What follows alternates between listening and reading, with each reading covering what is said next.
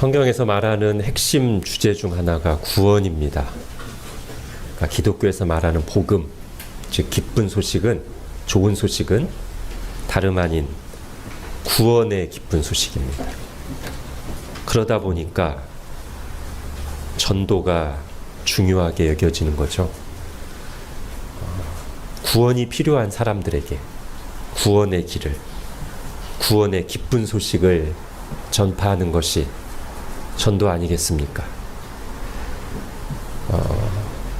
코로나보다 훨씬 심각한, 그러니까 치명률 100%의 팬데믹으로 사람들이 죽어가고 있다고 한번 상상해 보십시오. 나도 시름시름 죽어가다가 누군가 거저준 치료제를 먹고 깨끗이 나았어요. 뿐만 아니라 그가 준 치료제가 내 손에 가득 주어졌습니다. 가만히 있을 수 있겠어요? 당장 가족부터 시작해서 이웃들에게도 적극 알리고 어떻게든 이거 먹고 나으라고 하지 않겠어요? 그렇게 하지 않는다면 그게 더 이상한 거겠죠. 성경은 구원을 얘기합니다. 성경의 주인공이신 예수님은 우리를 구원하기 위해서 오신 분입니다. 그런데 어떤 구원인가요? 어디로부터의 구원입니까? 예수님의 공생의 3년째 봄에 큰 명절을 일주일쯤 앞두고 예수님이 예루살렘에 입성하시자 많은 군중들이 환호했습니다. 드디어 우리가 고대하던 구원이 임박했다고 생각했기 때문이죠. 마침 제가 아까 큰 명절이라고 했는데 6월절이에요. 오늘날로 하면 해방절, 구원절이라고 부를 수 있는 절기입니다. 우리나라로 치면 광복절 같은 날이고요. 예전에 오랫동안 이집트의 지배 아래 신음하던 이스라엘 백성들이 하나님의 능력으로 해방된, 구원된 것을 기념하는 명절입니다. 이스라엘 군중들은 그동안 자기들의 눈앞에서 여러 기적과 능력을 베푸시면서 하나님 나라를 선포하셨던 이분이라면, 이 예수님이라면 그들이 바라는 구원을 분명히 주실 것이고 하나님의 나라가 실현될 것이라는 것을 기대했습니다. 그들이 바라던 구원은 지금 그들을 압제하고 있는 로마 제국으로부터의 해방이고, 그들이 기대한 하나님 나라는 과거 이스라엘의 최전성기 다윗 왕과 솔로몬 왕이 다스리던 시대처럼, 아니 사실은 그거보다 훨씬 업그레이드된, 그래서 이스라엘이 모든 민족보다 영광스럽게 되는 그런 나라가 되는 것, 이게 그들이 기대한 구원이고 하나님 나라였습니다. 그런 기대 속에서 군중들이 한 목소리로 외친 구호가 뭐죠? 예수님이 예루살렘에 딱 입성하실 때 호산나, 호산나 뜻은 이제 우리를 구원하소서, 이런 뜻입니다. 구원을 갈망하는 외침이에요. 호산나. 불과 일주일 뒤에, 그러니까 이제 실제로 6월절이 딱 됐을 때 상황이 바뀌었습니다. 그날 이른 아침에 예수님이 재판을 받는다는 소식이 들려요. 군중들은 이게 뭔 소린가 하고 부랴부랴 재판정으로 나왔습니다. 그들의 눈에 들어온 것은 로마 총독 빌라도 앞에 초라한 죄수의 모습으로 서 있는 예수님이었습니다. 예수님이 로마인들로부터 자신들을 구원해 주리라고 기대했던 유대인들은 그 모습을 보고는 실망을 넘어 분노했습니다. 일주일 전에 그 예수님에게 구원을 기대하면서 호산나를 외치며 환호하던 군중들은 훨씬 더 큰 목소리로 예수님을 향해 분노를 쏟아냈습니다. 십자가에 못 박아라! 십자가에 못 박아라. 예수님을. 사실 예수님은 단 한 번도 로마 제국으로부터의 해방을 약속하신 적이 없습니다. 사람들이 헛된 기대를 품다가 자기 뜻대로 안 되니까 분노한 거죠. 자기 생각에 빠져 그들은 예수님을 쫓아다니면서도 귀를 막고 있었지만 사실 예수님은 줄곧 자신이 이 땅에 오신 이유가 무엇인지 분명하게 말씀하셨습니다. 어떤 구원을 주러 오신 건지 말씀하셨어요. 인자에 온 것은, 즉 내가 온 것은 잃어버린 자를 찾아 구원하려 함이라. 나는 죄인을 부르러 왔노라. 한 번은 예수님께서 진정한 자유에 대해서 말씀하시자 듣고 있던 유대인들이 기분 나쁘다는 듯이 반박했습니다. 우리가 하나님의 선택받은 백성인데 누구의 종이나 노예가 된 적이 없거늘 자유롭게 되다니 이게 무슨 말이냐고 말했어요. 사실 방금 살펴봤듯이 당시 유대인들은 로마 제국의 지배를 받고 있었고요. 로마 제국 전에는 헬라 제국의 지배를 받았고 그 전에는 페르시아, 그 전에는 바벨로니아 지배를 지금 수백 년째 받아오고 있거든요.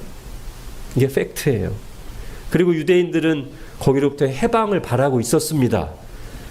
근데 괜히 예수님이 자유를 얘기하니까 자존심을 세우면서 우리가 무슨 종이냐고 노예냐고 그렇게 했던 거죠.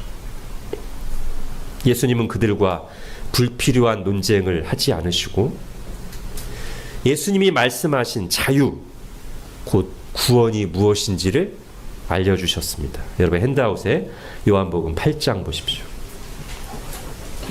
자, 그들이, 즉 유대인들이 대답하되 우리가 아브라함의 자손이다. 우리가 하나님의 백성이다.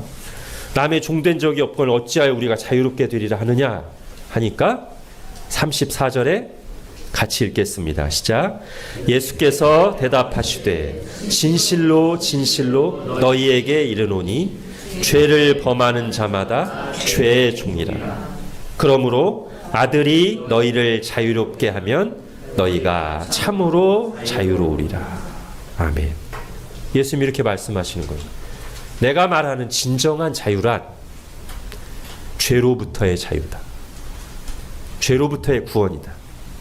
즉 너희들은 모두 죄의 지배 아래에 있다. 죄의 유혹과 욕망에 끌려다니며 죄를 짓고 살고 있으며 그래서 죄의 결과인 하나님의 진노와 심판 아래에 있다.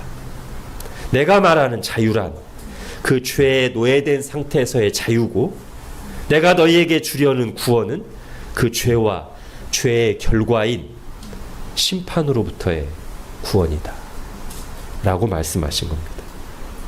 자, 이 예수라는 이름 자체도 그런 의미로 하나님이 직접 정해주신 거예요. 자, 마태복음 1장 21절 같이 읽겠습니다. 시작.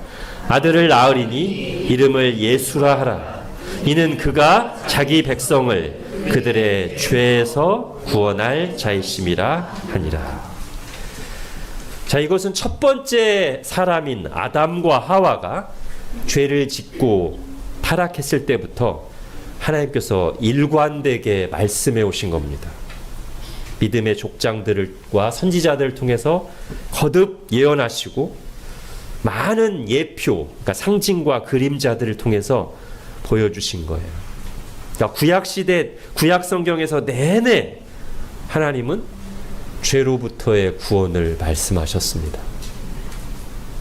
아까 유월절 명절을 생각했는데 유월절에 일어난 구원도 마찬가지죠. 제가 앞에서는 간단하게 말하기 위해서 이집트에서 해방된 날이라고 했지만 사실 그날 있었던 더 중요한 구원은 뭐였어요? 그날 하나님의 심판이 이집트 전역에 내렸습니다. 근데 하나님께서 이스라엘 백성들에게는 어린 양의 피를 문에다가 바르면 하나님께서 너희의 죄가 아니라 너희 대신 죽은 그 어린 양의 피를 보고 너희를 심판하지 않고 어떻게 하시겠다? 유월하시겠다. 넘어 지나가시겠다. 패스 오버 하시겠다. 그 구원을 기념하는 날이 유월절이거든요. 그러니까 이 유월절이라고 하는 이 구원절이 말하는 그 구원 자체가 어디로부터 구원인 거예요? 죄로부터의 구원인 거예요. 성경은 인간의 가장 크고 중요한 문제는 죄 문제고, 인간에게 필요한 구원은 바로 그 죄로부터의 구원이다 라고 말합니다.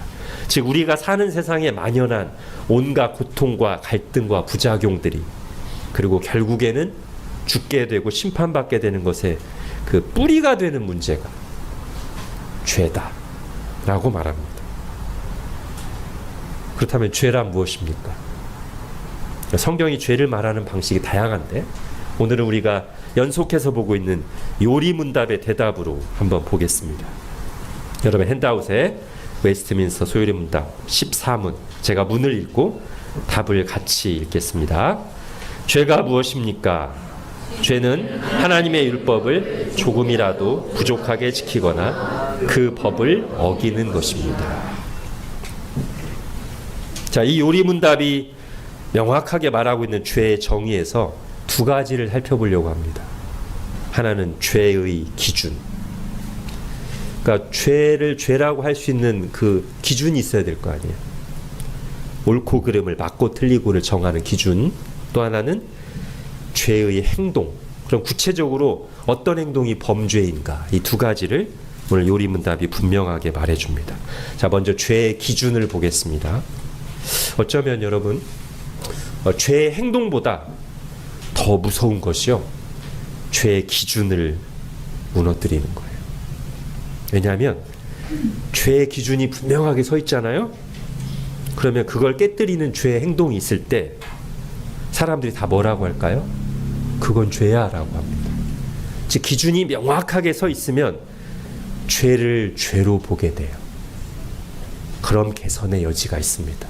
아니, 개선의 여지가 아주 큽니다. 죄를 죄로 인정하게 되면. 그런데 아예 죄의 기준이 무너져 버리면 어떻게 될까요?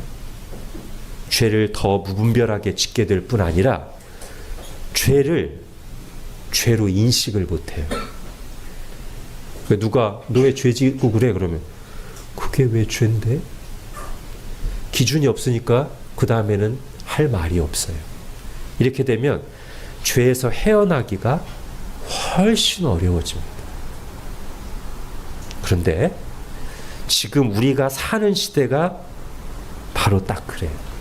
우리가 사는 이 시대 정신이 뭐냐면 기준을 거부하고 파괴하는 건데요. 여러분 이걸 느끼고 계십니까?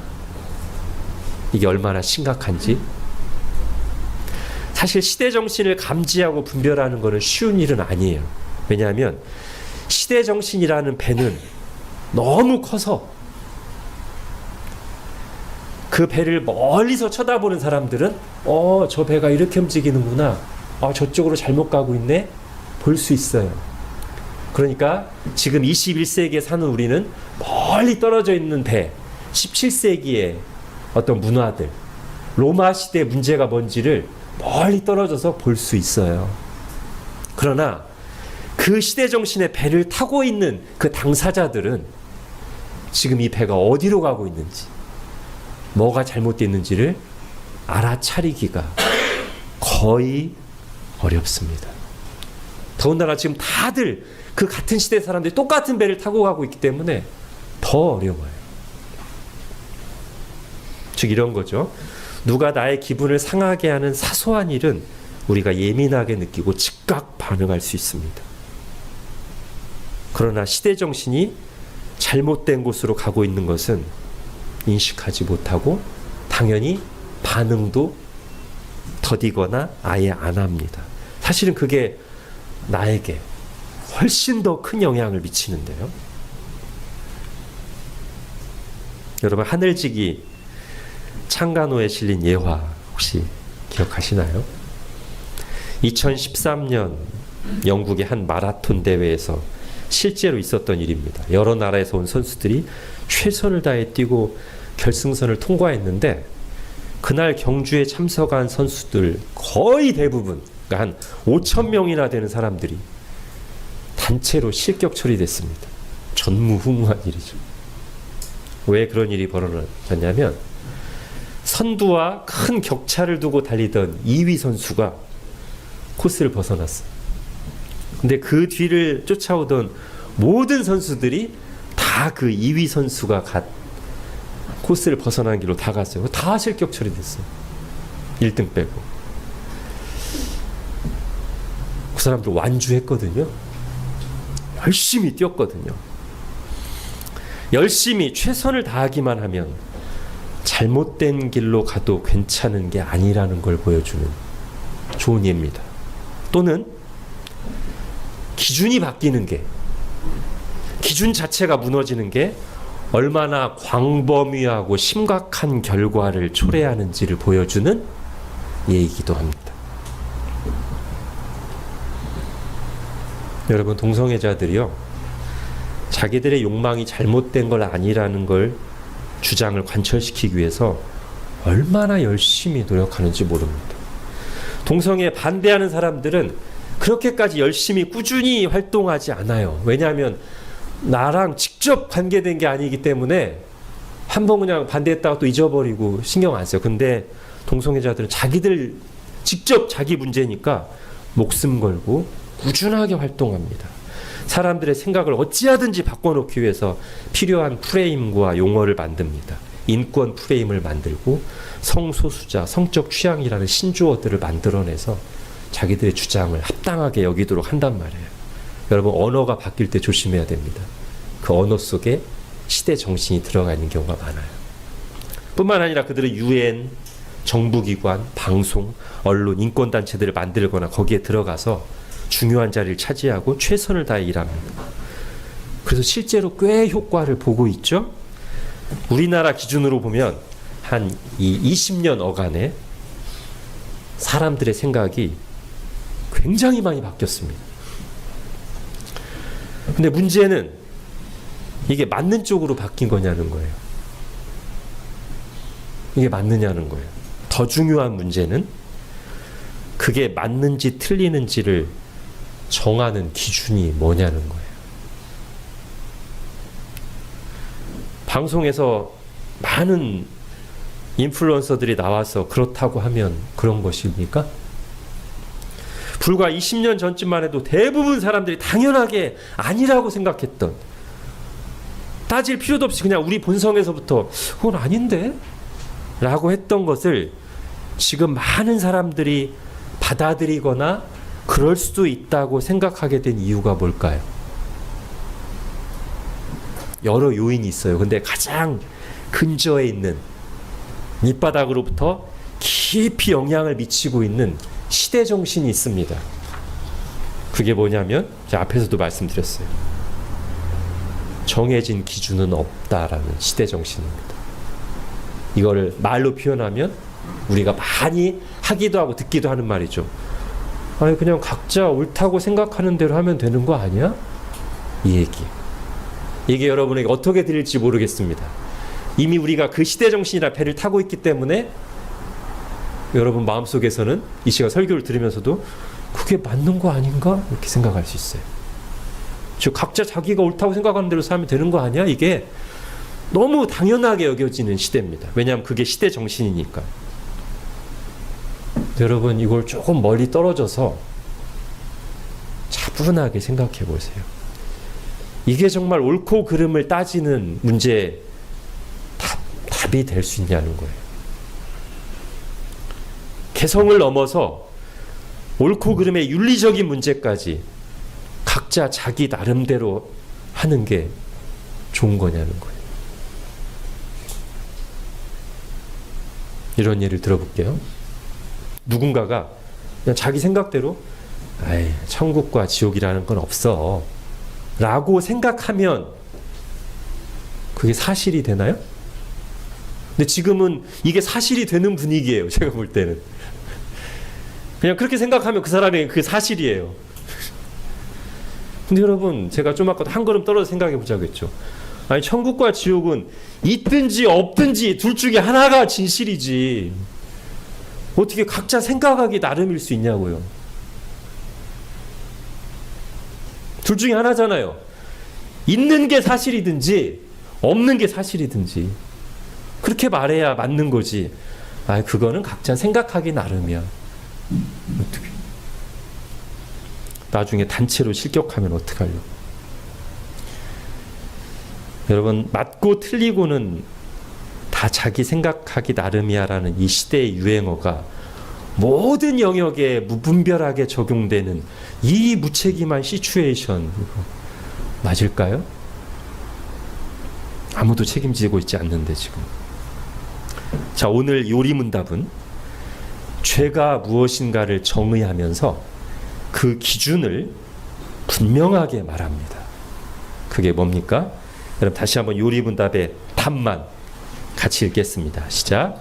죄는 하나님의 율법을 조금이라도 부족하게 지키거나 그 법을 어기는 것입니다. 자, 하나님의 율법이 기준이에요. 즉, 이 세상 만물을 창조하신 하나님의 법, 은혜와 진리가 충만하신 영원한 하나님의 말씀, 그것을 기준으로 삼아서 죄인지 아닌지가 규명된다는 거예요. 자, 사람들이 이 하나님의 법을 받아들일 수도 있고 받아들이지 않을 수도 있지만 그거에 따라서 하나님의 법이, 기준이 바뀌는 일은 없습니다. 다르게 말하면 사람들이 창조주 하나님이 정하신 법을 올바른 기준으로 받아들일지 말지 선택할 자유는 있지만 그 선택의 결과까지 선택할 자유는 없습니다. 하나님은 우리에게 자유의지를 주셨어요. 그래서 우리가 선택할 수 있어요. 그러나 우리의 선택에 대해서 책임을 물으십니다. 선택의 결과까지 우리 마음대로 결정할 수는 없단 말이에요. 좀 아래 레벨로 적용해서 비유하자면 이런 거예요. 물을 안 먹을 수 있어요. 물 먹고 안 먹고는 우리 선택이죠? 그러나 물을 계속 안 먹은 뒤에 오는 목마름과 병과 죽음까지 내가 선택할 수는 없습니다. 그러니까 물을 안 먹는 선택을 하고 나서 그 뒤에 자, 목마르지 않기로 선택합니다. 그렇다고 목마르지 않게 되는 게 아니라는 거예요. 물을 100일 동안 안 먹으면서 자, 제가 아프지 않기로, 죽지 않기로 선택합니다. 그 선택대로 되는 거 아니에요. 어떤 선택을 했으면 그 선택에 당연히 따라오는 결과는 내가 받아들여야 되고 그렇게 될 수밖에 없는 거지. 선택도 내 마음대로 하고 그 결과도 내 마음대로, 그거는 불가능합니다. 하나님의 법이 기준인데 그 법을 받아들일지 안 받아들일지, 따를지 안 따를지를 내가 선택할 수 있지만 그 뒤에 하나님의 법을 어겼지만 죄는 아니야, 죄를 안 졌으니까 심판도 없어 라고 선택할 권한은 없다는 거예요. 자, 이렇게 말하면 자칫 하나님의 법이, 하나님의 기준이 왠지 딱딱하고 부담스럽게 느껴질 수 있습니다만 하나님이 우리에게 율법을 왜 주셨는지, 그리고 그 법을 주신 분이 어떤 분인지를 생각한다면 사실 그렇지가 않아요. 자, 예수님이 하나님의 율법을, 핵심을 정리해 주신 말씀을 보겠습니다. 오늘 우리가 읽은 마태복음 22장 본문인데요. 37절부터 40절까지 같이 천천히 읽겠습니다. 시작. 예수께서 이르시되 내 마음을 다하고 목숨을 다하고 뜻을 다하여 주 너의 하나님을 사랑하라 하셨으니 이것이 크고 첫째 되는 계명이요 둘째도 그와 같으니 내 이웃을 내 자신같이 사랑하라 하셨으니 이 두 계명이 온 율법과 선지자의 강령이니라. 아멘. 여러분, 이 말씀이 하나님의 율법을 잘 압축해서 정리한 것이고요. 또는 10계명을 요약한 건데 하나님 사랑, 이웃 사랑입니다. 그게 율법이에요. 그럼 여러분, 율법은 무슨 법? 사랑의 법. 사랑하라는 법이에요. 사랑으로 충만하신 하나님이 하나님의 형상으로 창조된 인간에게 주신 법이 십계명이에요. 율법이에요. 하나님의 성품이 담겨 있어요. 하나님을 그리고 이웃을 온전하게 사랑하라는 겁니다. 이게 하나님이 주신 법이고 기준이에요. 좋은 법 아니에요? 맞잖아요. 그럼 이 기준을 따라서 죄는 어떻게 정의되는가? 다시 우리 문답을 보십시오. 죄는 하나님의 율법을 조금이라도 부족하게 지키거나 그 법을 어기는 것입니다. 자, 지금 실제로 죄가 되는 행위를 두 가지로 나누어서 표현하죠. 하나는 그 법을 어기는 것, 또 하나는 그 법을 조금이라도 부족하게 지키는 것입니다. 이걸 다른 말로 하면 하지 말아야 할 짓을 하는 것이 죄고, 이 법을 어기는 것. 두 번째, 마땅히 해야 할 일을 안 하는 것도 죄다. 네. 자, 이거를 아까 이제 하나님 사랑, 이웃 사랑이라고 했으니까 하나님 사랑에 먼저 적용해 볼게요. 어떻게 하는 게 죄냐면 적극적으로는 하지 말아야 할 짓을 하는 것, 즉 하나님을 미워하고 비난하고 하나님을 모독하는 모든 행위들, 죄죠. 두 번째는 마땅히 해야 될 일을 안 하는 것, 그러니까 소극적으로 하나님에게 무관심한 채 하나님을 등지고 살아가는 것, 이것도 분명히 죄라는 거예요. 자, 이번에는 이웃사랑에 적용해 볼게요. 예수님께서 10계명 중에 6계명과 7계명, 그러니까 살인하지 말라는 계명과 간음하지 말라는 계명을 해설해 주신 말씀을 먼저 보겠습니다. 핸드아웃에 마태복음 5장 21절부터 28절까지 보십시오. 옛사람에게 말한 바 살인하지 말라 6계명, 누구든지 살인하면 심판을 받게 되리라 하였다는 것을 너희가 들었으나 나는 너희에게 이르노니 형제에게 노하는 자마다 심판을 받게 되고 형제를 대하여 라가라 하는 자마다, 히브리어 욕입니다. 욕설. 라가라 하는 자는 공에 잡혀가게 되고 미련한 놈이라 하는 자는 지옥불에 들어가게 되리라. 또 간음하지 말라 7계명 하였다는 것을 너희가 들었으나 나는 너희에게 이르노니 음욕을 품고 여자를 보는 자마다 마음에 이미 간음하였느니라. 자, 지금 예수님의 이 해설은 일종의 입법 취지를 설명해 주신 거라고 할 수 있어요. 보통 법을 만들 때 법 조항은 간결하게 하고요, 이 법의 의도한 것을 설명하는 내용을 덧붙이는데 그게 입법 취지거든요. 제가 알기로는 오늘날 국회에서 법을 발의할 때도 이런 식으로 합니다. 입법 취지가 딸려갑니다. 국민들에게 공포되는 법은 법 조항만 들어가지만 입법 취지가 있어요. 그래서 나중에 그 법 조항을 해석하거나 적용할 때 입법 취지를 참고하죠.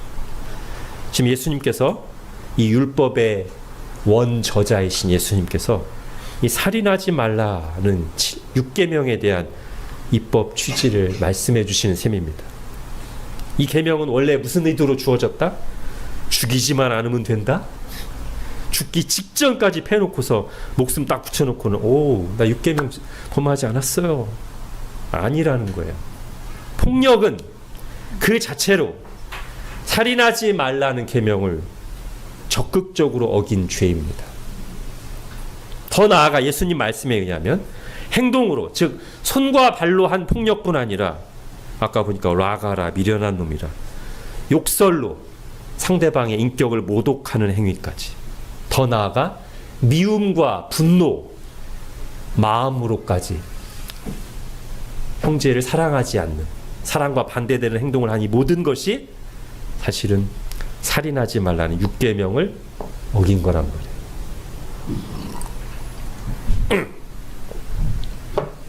어떤 사람들은 이런 예수님의 말씀이 너무 엄격하다고 할지도 몰라요. 근데 여러분 조금만 잘 생각해 보십시오. 또 다른 곳에서 예수님이 율법의 정신을 말씀해 주시기를 남에게 대접받고자 하는 대로 너희도 남을 대접하라. 이것이 율법이요 선지자다라고 하셨거든요.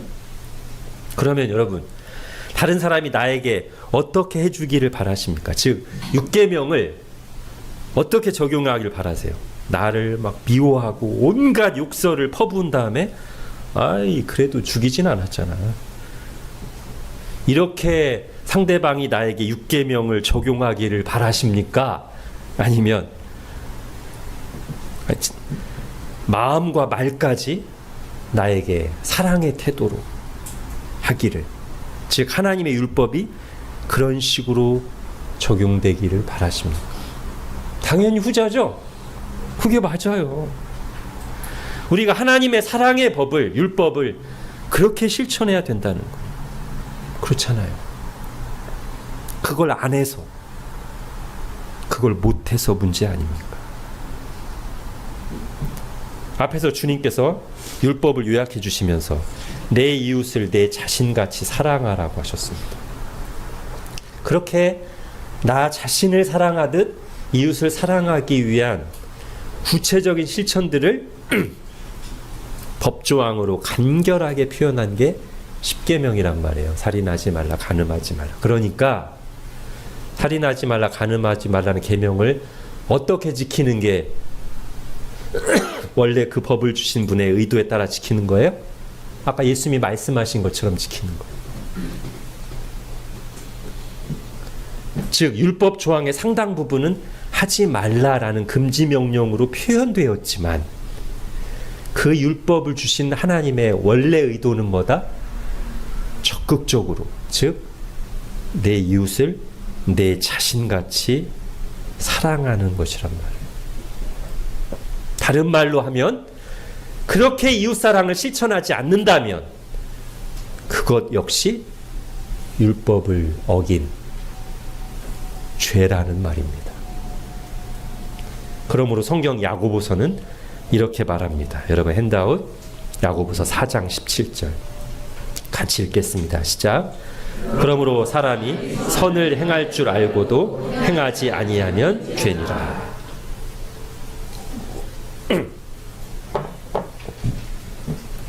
다시 구원의 문제로 돌아가 볼게요. 앞에서는 이스라엘 사람들이 자기들이 원하던 구원이 수포로 돌아가자 예수님께 분노하면서 십자가에 못 박아라 외쳤던 부분까지 살펴봤습니다. 이제 우리가 죄에 대해서 쭉 듣고 났으니까요. 여러분 정말 이들에게 필요한 구원이 뭘까요? 자기들의 기대가, 자기들의 욕구가 채워지지 않으면 아무 죄 없는 사람을, 아니 그동안 우리에게 은혜를 베푼 사람일지라도 십자가에 못 박으라고 돌변하는 이런 인간에게 진짜 필요한 구원이 뭐예요? 어디로부터의 구원입니까? 로마 제국으로부터의 구원입니까? 그럼 나중에 또 다른 어려운 문제가 생기면 그 문제에서 또 구원받으면 될까요? 그걸로 충분합니까? 그럼 이스라엘에게는 아무 문제가 없는 겁니까? 더 이상 구원이 필요 없는 존재고 그들은 그것으로 충분히 행복하고 그들이 모여 사는 곳은 천국이 될까요? 언젠가 이 사람들이 로마 제국 같은 힘을 갖게 되면 이들도 로마인들처럼 다른 사람들을 억누르고 괴롭히지 않을까요? 지금 상황에서야 로마가 이스라엘을 압제하는 모양새니까 이스라엘은 구원이 필요한 약자고 선인들을 갖고 로마는 척결해야 될 죄인들 같지만 나중에 이렇게 바뀔 수도 있잖아요. 이 둘 다 율법이 가르치는 대도의 사랑이 아니라 자기중심적인 교만과 탐욕을 따라 사는 것은 로마인들이나 이스라엘 사람들이나 우리나 마찬가지 아닙니까?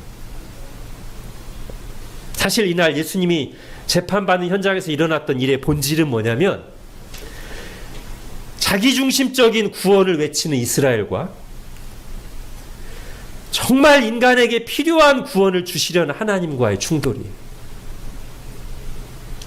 즉 자기중심적인 구원, 우리를 힘들게 하는 로마 없애버리고 이스라엘이 해방되기를 바라는 그 구원을 주장하는 이스라엘과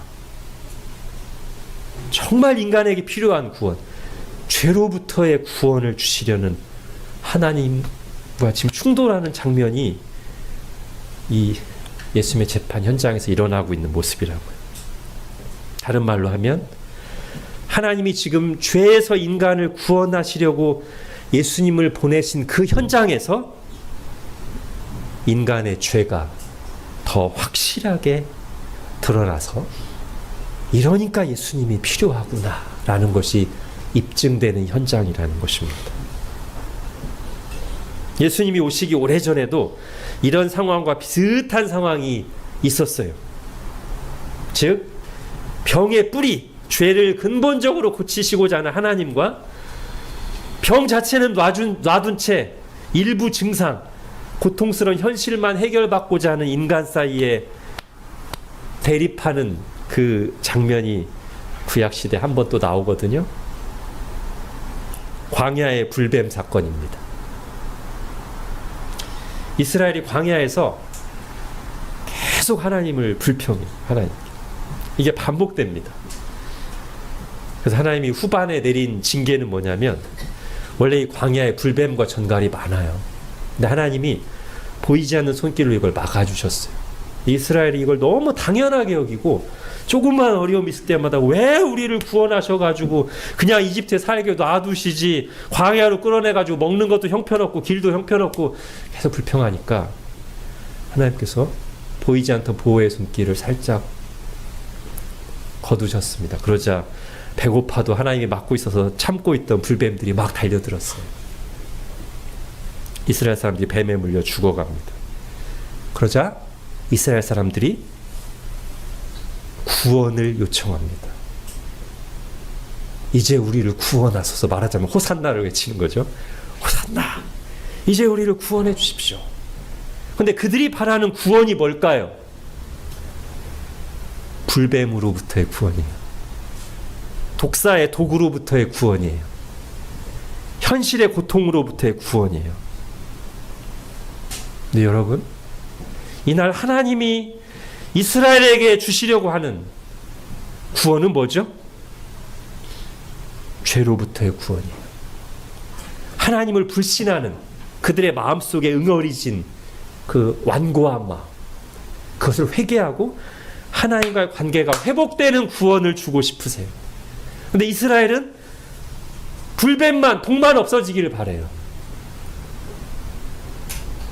자, 그래서 하나님이 만약 이때 하나님께서 치료약만 주셨다면 이스라엘 백성들은 똑같은 행동을 반복할 거예요. 그래서 하나님이 이상한 구원 방법을 하나 주십니다. 모세야, 지금 호산나를 외치는, 구원해달라고 소리 지르는 저들에게 가서 저 불뱀 모양의 구리로 저 불뱀 모양을 만들어서 나무 위에 높이 매달아라. 그리고 불뱀에 물려서 죽어가는 사람들이, 다시 말하면 죄 때문에 죽어가는 사람들이 내 말을 믿고 그들이 볼 때 잘 이해되지 않는 이 이상한 구원의 방법, 나무 위에 달린 불뱀을 바라보라고 하는 이 이상한 구원의 방법을 바라본다면,